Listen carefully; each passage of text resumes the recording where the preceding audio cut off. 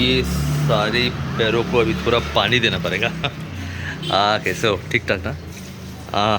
मेरा भी चल रहा है, ऐसे कुछ खास नहीं है बोलने के लिए, लेकिन एक चीज़ आपको तुमको बोलना चाहता हूँ, वो ये है कि कभी कभार क्या होता है, कोई कारण का ज़रूरत नहीं है, उसके अलावा भी दिल दुखी हो जाता है, पता नहीं क्यों।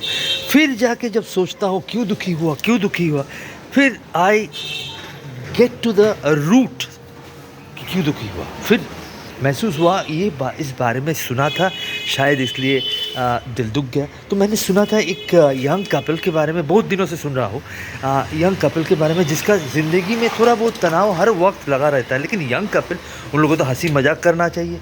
हाँ, तो वो क्या है कि ये जो हस्बैंड है ये थोड़ा मतलब एक नार्सिसिस्ट टाइप का है। अभी नार्सिसिस्ट है कि नहीं है वो तो पता नहीं है, क्योंकि मैं तो बोलने वाला कौन होता हूँ। मैं कोई क्या बोलते हैं उसको,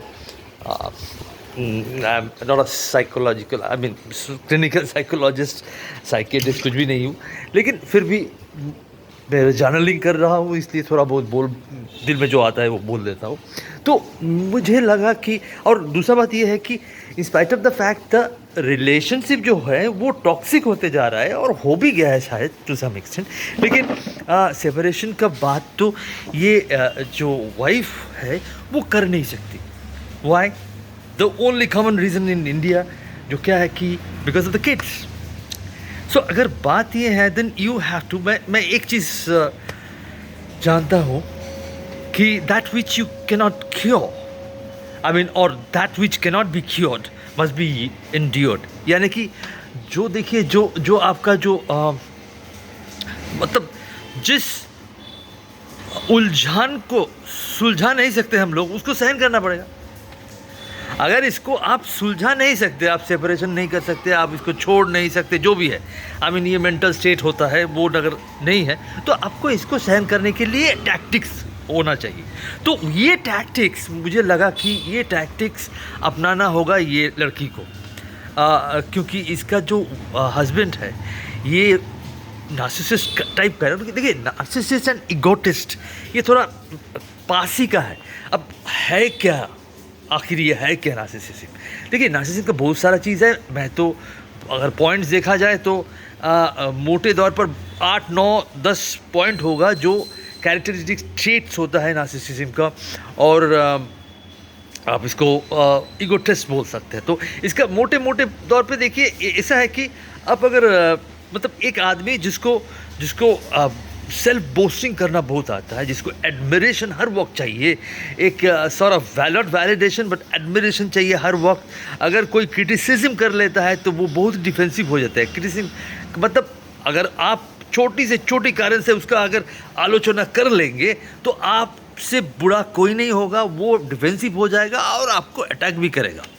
तो ये है एक पैटर्न उनका। और दूसरा ये है, इसका एम्पैथी कम होता है, मतलब दूसरे के लिए जो फीलिंग होता है वो थोड़ा कम होता है। वो अपना जो समझता है वही सही समझता है, ठीक है वो। एंड ये लोग ज़्यादातर ग्रो भी नहीं कर, एक जगह जाकर ये लोग ग्रो नहीं कर सकते। तो मैंने देखा है, अभी पता नहीं, I am not a psychologist again. So मैं चाहता हूँ कि इसका बहुत सारा रवैया है जो ये लड़की को अपनाना चाहिए, ये वाइफ को, to handle her husband instead of confrontation. हर वक्त कन्फ्रंट करना, एक लड़ाई लड़ना, फसाद करना, ये सब से कुछ नहीं होगा। जो होगा ये है कि जो बच्चों के ऊपर एक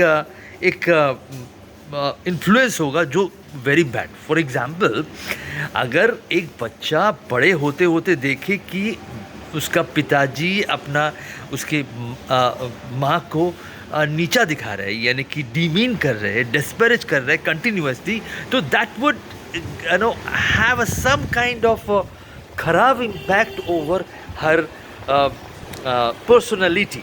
वो फियर साइकोसिस काम करेगा ज़्यादा, उसका पिताजी के तो कभी रेस्पेक्ट नहीं कर पाएंगे।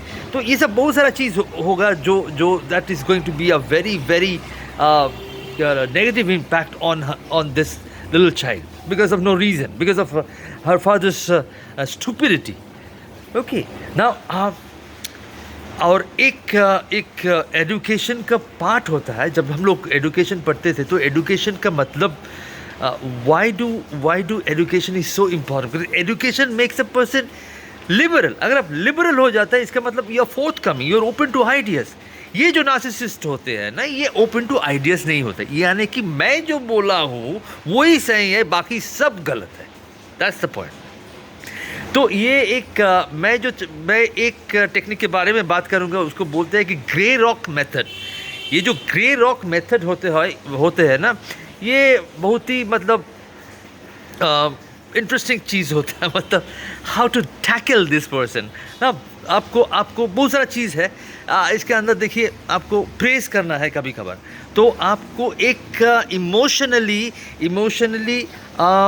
एक न्यूट्रल हो जाना है। यानी कि अगर वो कुछ बोल रहे हैं, आपका शौहर कुछ बोल रहे हैं, हस्बैंड कुछ बोल रहे हैं, तो भाई इसको आप इमोशनली रिएक्ट मत कीजिए, एकदम अनरिएक्टेड ऐसे रहिए, ठीक है। तो ये एक अच्छा होगा। और दूसरा, कभी कभार वो अगर पॉजिटिव कुछ करते हैं तो उसको प्रेज करना, and set a boundary, like if you do this then I am going to step away. यानी कि मैं कन्फ्रंट करूँगा नहीं, मैं कन्फ्रंट नहीं करूँगा, लेकिन करूँगी, सॉरी उसका बीबी बोल रही है ना, तो मैं कन्फ्रंट नहीं करूँगी। और अगर आप वो बाउंड्री क्रॉस करते हैं तो I am going to get away, हम बाद में दूर चला जाऊँगा। So I am not going to get into discussion anything like that, ठीक है। लेकिन प्रॉब्लम होता है नार्सिसिस्ट का टैकलिंग करने का बहुत सारा साइकोलॉजिकल मेथड्स है।